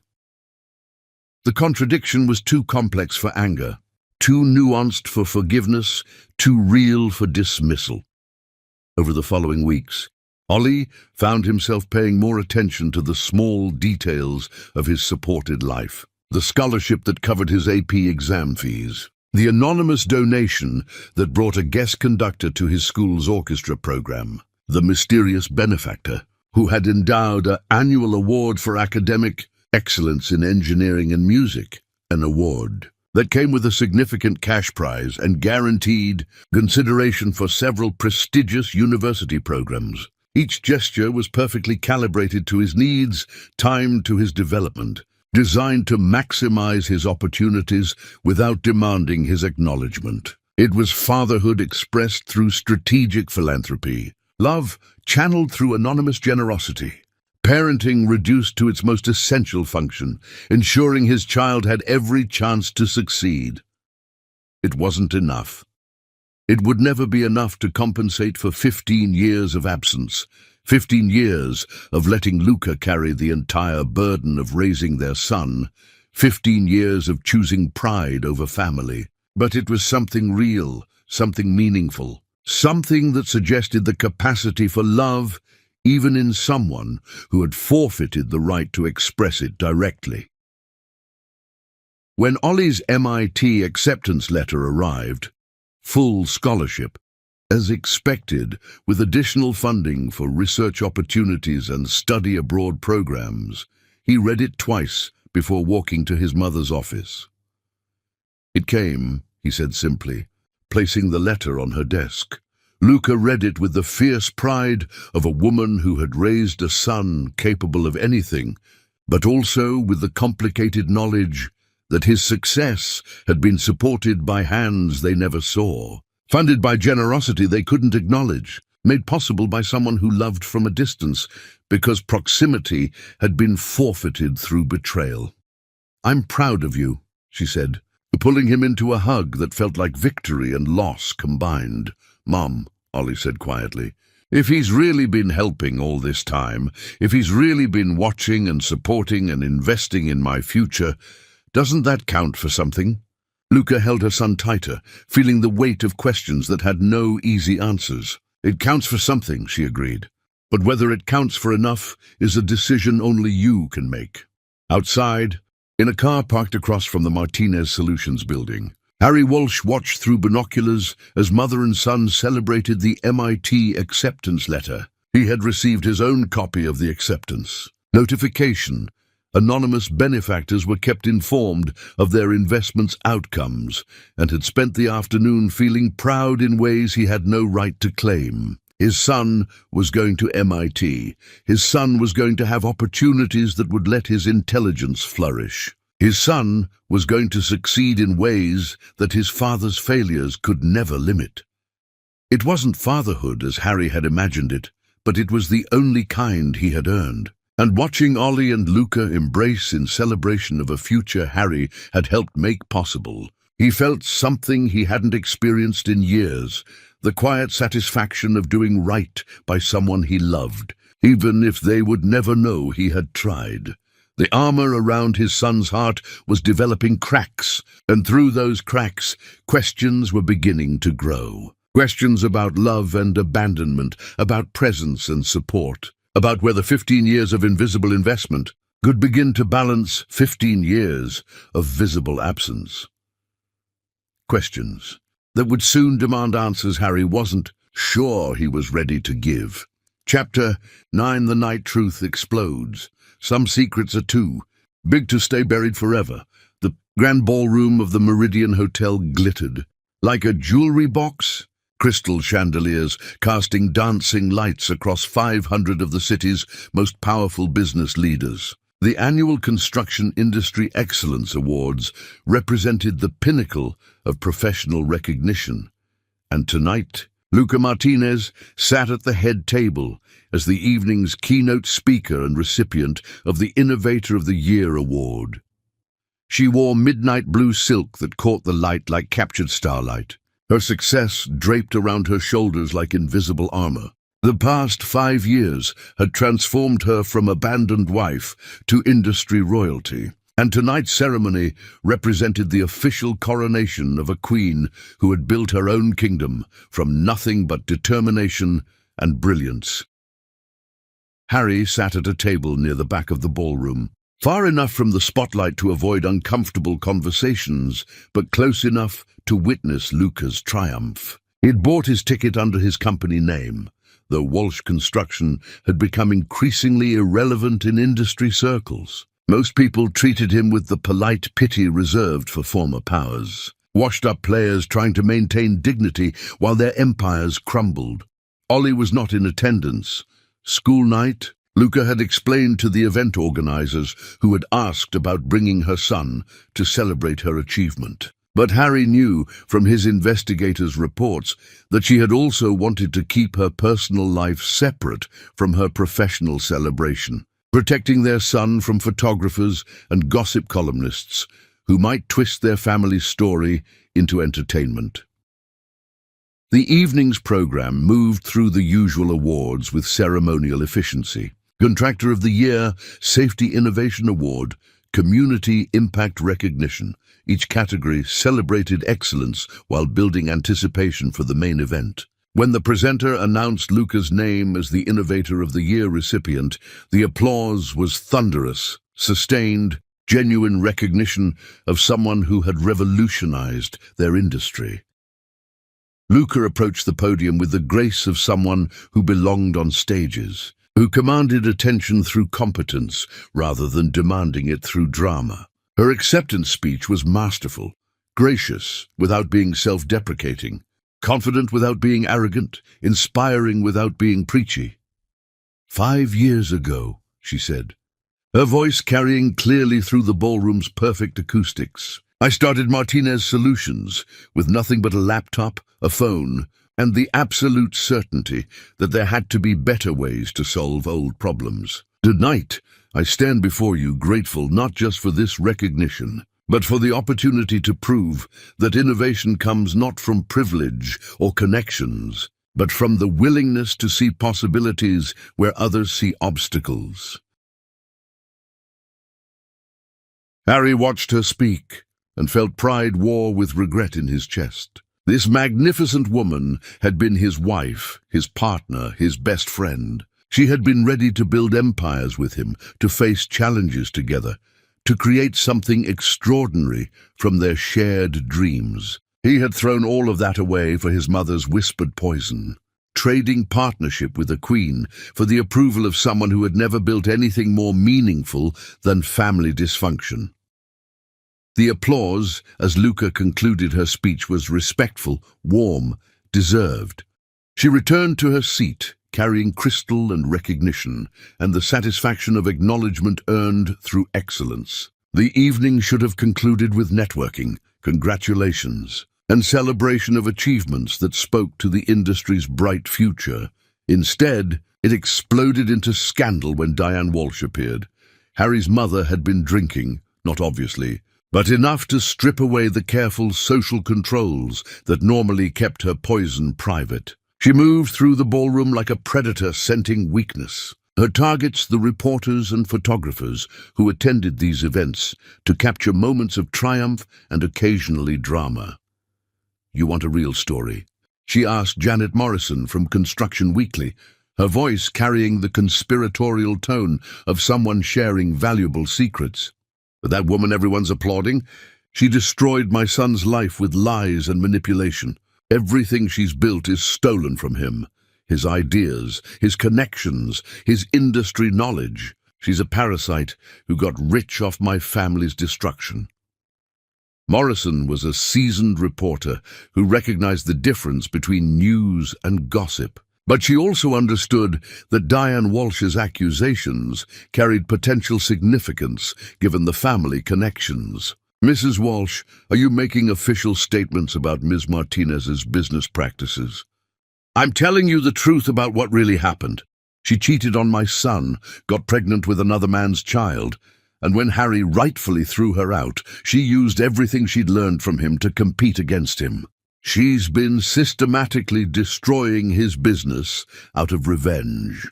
Other conversations were beginning to stop as Diane's voice rose, her accusations spreading like ripples through the ballroom's social dynamics. Harry watched from across the room with growing horror, recognizing the moment when his mother's need for vindication collided catastrophically with public scrutiny.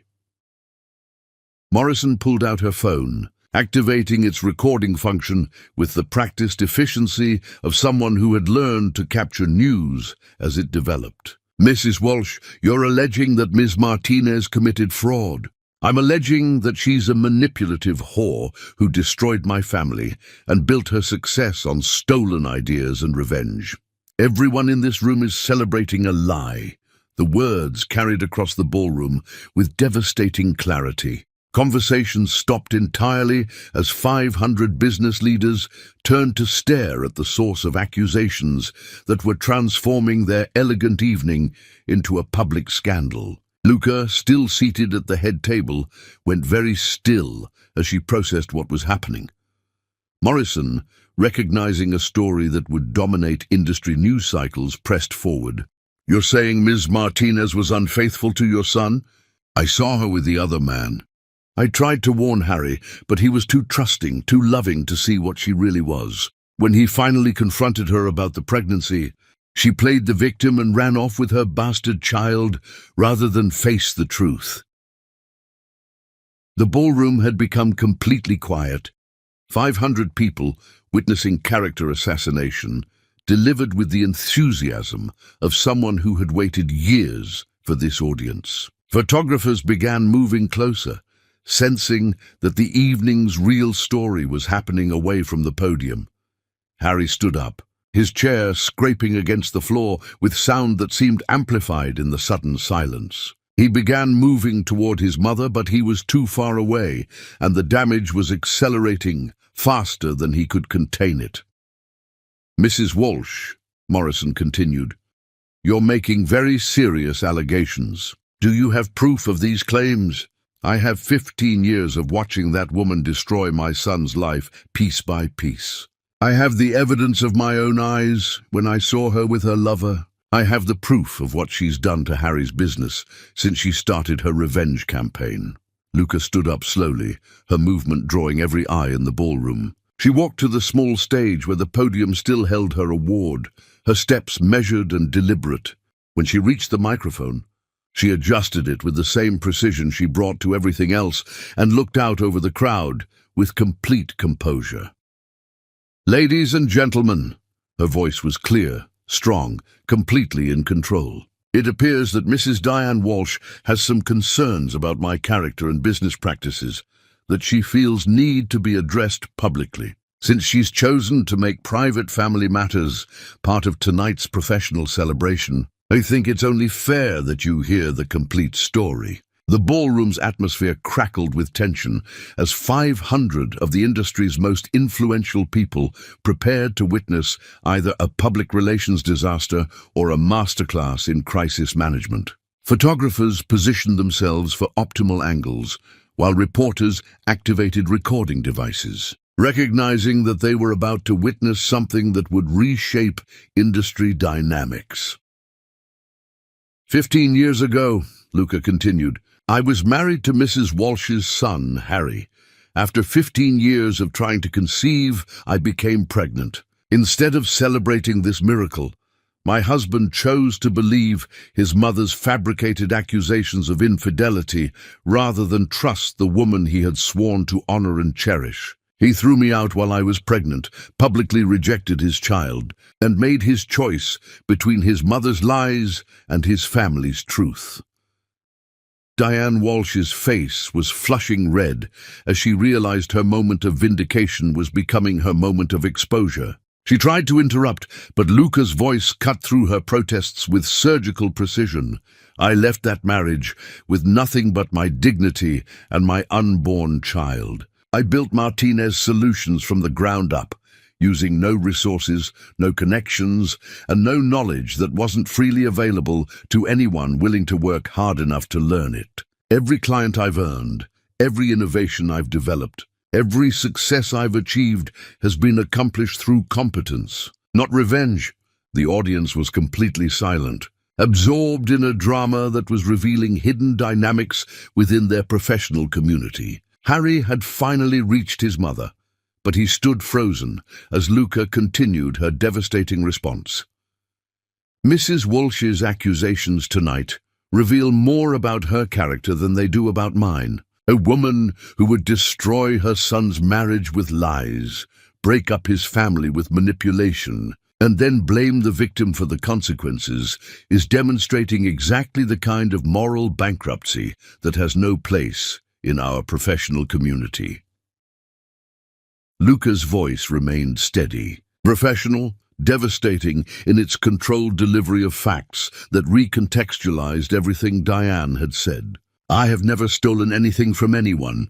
I have never used my marriage or my divorce for business advantage. I have simply worked harder, learned faster, and innovated better than my competitors. If that has resulted in some companies, including my ex-husband's, losing market share, that's not revenge, that's capitalism.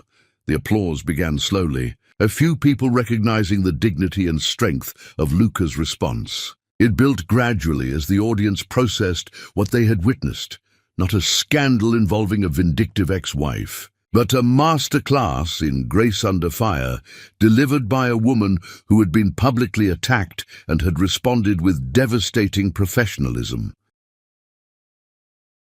Diane Walsh stood in the middle of the ballroom, suddenly understanding that her moment of vindication had become her public humiliation. Every word out of Luca's mouth had recast her as the villain in a story where she had expected to be the hero. The truth-teller exposing lies rather than the liar being exposed by truth. Harry looked at his mother, then at Luca, standing tall at the podium, and finally understood the choice he had made 15 years ago. Not between two versions of truth, but between two kinds of people, one who built up and one who tore down, one who created and one who destroyed, one who loved and one who poisoned love with fear and jealousy and lies. As the applause for Luca continued, Harry Walsh finally saw his mother for exactly what she was, and himself for exactly what he had chosen to become when he listened to her instead of trusting the woman who had been worthy of his faith all along. The truth had exploded into the open, but it wasn't the truth Diane had wanted to reveal. It was the truth about 15 years of lies, manipulation, and the destruction of a family by someone who had preferred control to love, vindication to peace, and poison to the possibility that her son might be happier with someone else than he had ever been with her. And in the aftermath of that explosion, as photographers captured Luca's triumph and Diane's humiliation, Harry Walsh finally understood that some truths are too big to stay buried, and some secrets destroy the people who keep them more than the people they're meant to protect. Chapter 10. Graduation Day Judgment. At Ollie's graduation, 16 years of pain would finally reach its conclusion. The June morning was perfect, the kind of day that felt designed for celebrations and new beginnings. Lincoln High School's football stadium buzzed with the controlled chaos of graduation preparation. Proud families claiming seats, faculty members adjusting sound systems, and 300 seniors in caps and gowns practicing the processional that would mark their transition from children to adults. Ollie Walsh stood at the back of the staging area, adjusting his honor cords and trying to calm nerves that had nothing to do with public speaking. As valedictorian, he would address his classmates and their families. But the speech folded in his pocket felt less important than the conversation he had requested with his parents afterward. Both parents, together, for the first time in 16 years. Luca arrived early, as she did for everything involving her son. She wore a soft grey dress that spoke of understated elegance, her success visible in the quality of her clothes and the confidence in her bearing. Other parents recognized her. The Martinez Solutions CEO had become something of a local celebrity after the industry awards scandal 3 months earlier, when Diane Walsh's public accusations had backfired spectacularly. The confrontation at the awards ceremony had been a watershed moment, crystallizing public opinion around Luca as a woman of integrity who had been wronged by people too small to appreciate her strength. Business magazines had featured her story as an example of resilience and grace under fire. Speaking invitations poured in from women's organizations, leadership conferences and business schools. But today, she was just a mother watching her son graduate at the top of his class, headed to MIT on a full scholarship that would let him build whatever future his intelligence could imagine.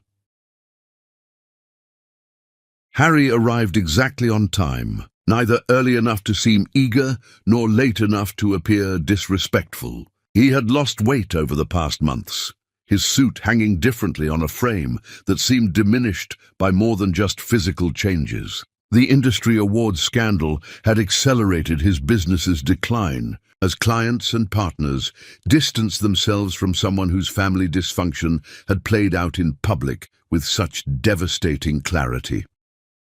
But more than business failure, Harry was diminished by knowledge of what he had lost, what he had chosen, what he had allowed his mother's poison to cost him. Diane Walsh was now persona non grata in social circles that had once tolerated her manipulation, and Harry was beginning to understand how completely her lies had shaped his choices and destroyed his judgment.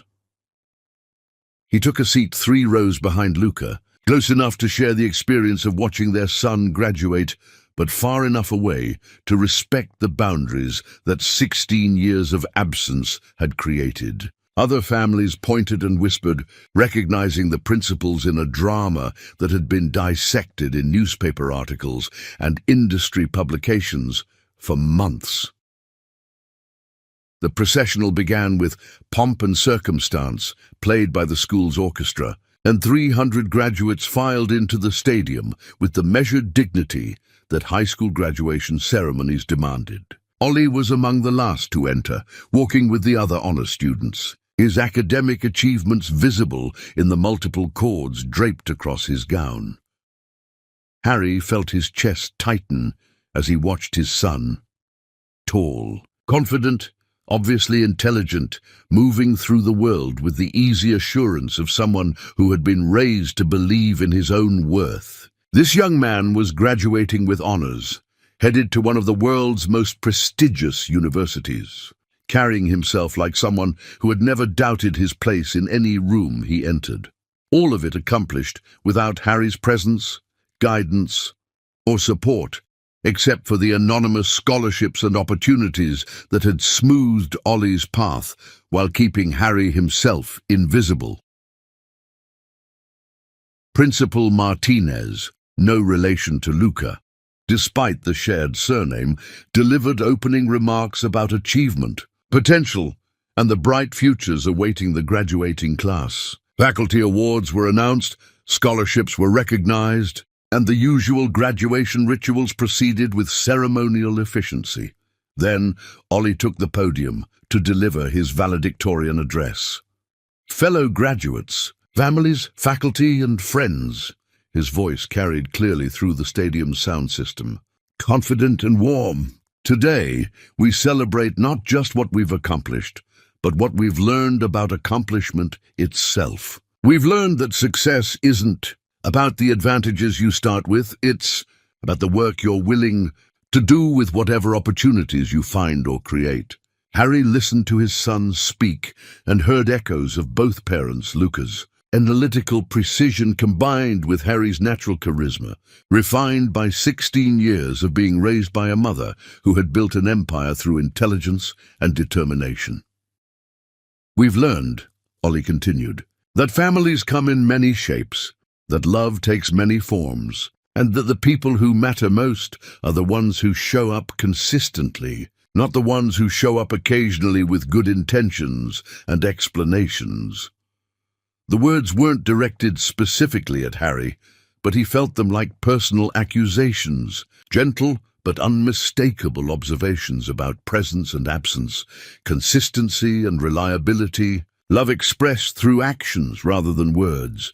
We've learned that forgiveness is possible, but it's not the same thing as trust. We've learned that trust must be earned through time and consistency, not demanded through relationship or apology. We've learned that some mistakes are too fundamental to be erased, but that doesn't mean growth and change are impossible.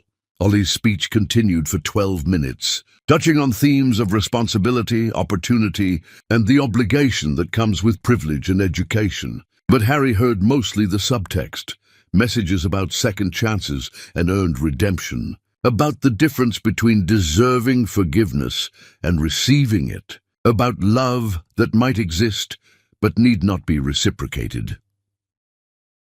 When the ceremony concluded with the traditional cap-throwing celebration, families began gravitating toward their graduates for photos and congratulations. Harry hung back, uncertain of his welcome, watching as Luca embraced their son with fierce pride and obvious love.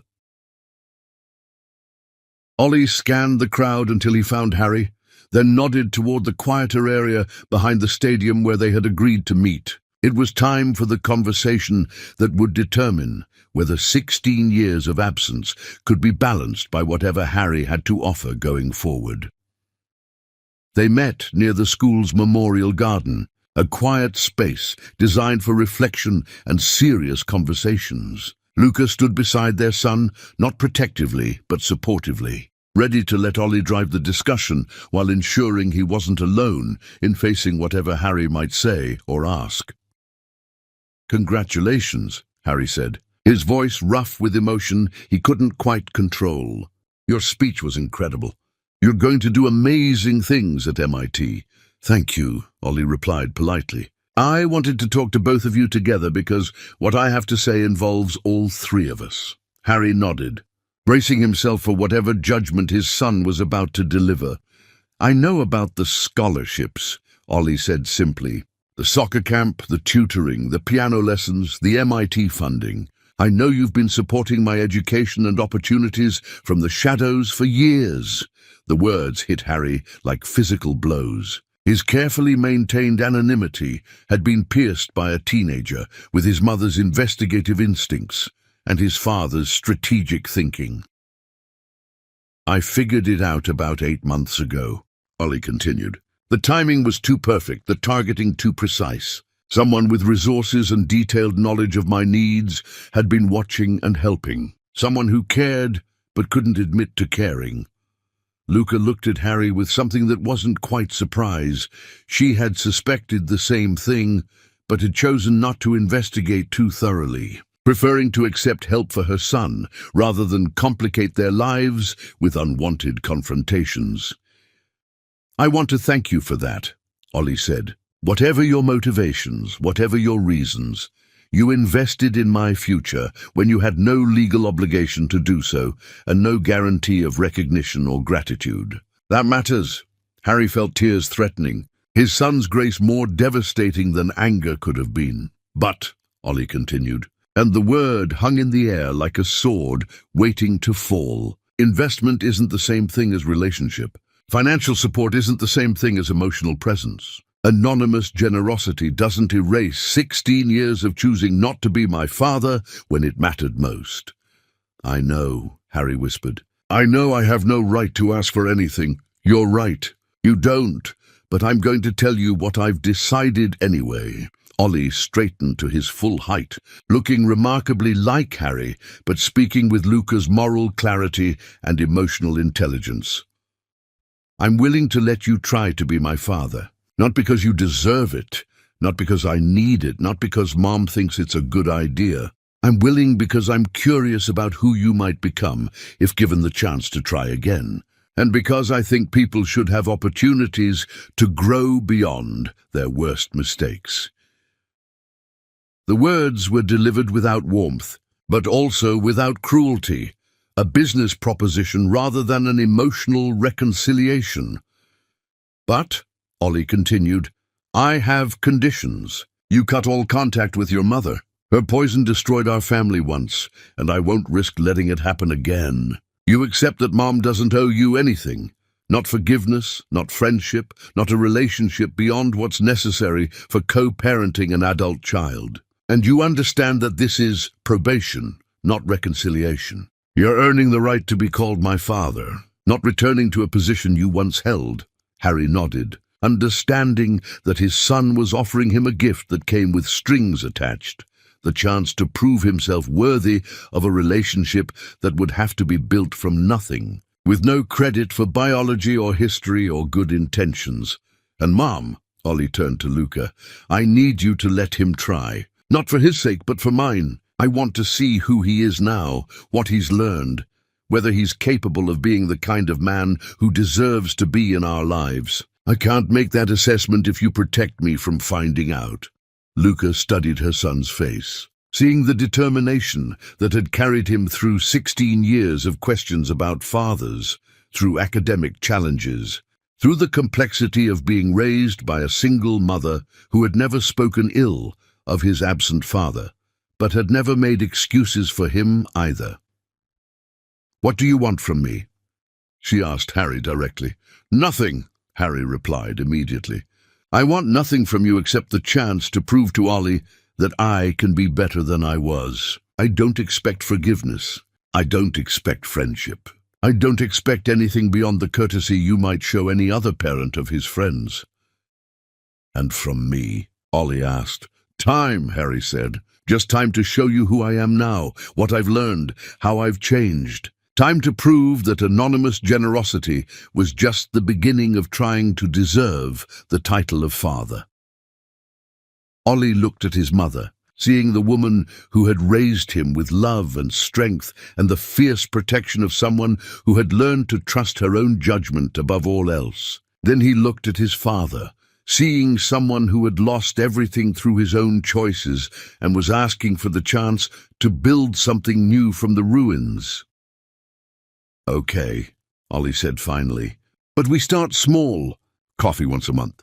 Phone calls when I want them, not when you need them. And the first time you disappoint me, the first time you choose something else over showing up, the first time you make me feel like I'm competing with your pride or your mother or your business for your attention, we're done. Forever." "I understand," Harry said. "Do you?" Ollie's question carried the weight of 16 years of disappointment that he had never been allowed to feel. "Because I'm not a little boy who needs a daddy. I'm a young man who might be interested in having a father if that father proves he's worth having. The difference matters."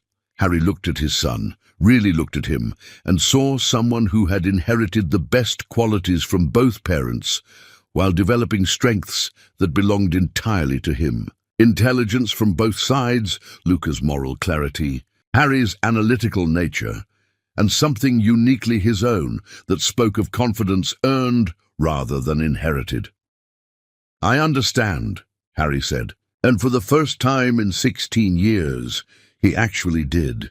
As they walked back toward the graduation celebration, Harry understood that he wasn't getting his old life back. He was being given the opportunity to build a new one, based not on what he had once been, but on what he might become. It would require years of consistency, daily choices to prioritize relationship over pride, and the acceptance that love must be earned rather than expected.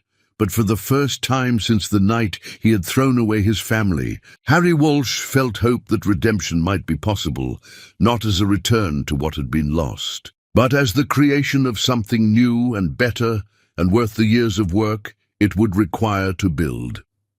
The reckoning had finally arrived, and his son was both judge and jury, offering not forgiveness but opportunity. Not reconciliation, but the chance to prove that people can change when the cost of staying the same becomes unbearable.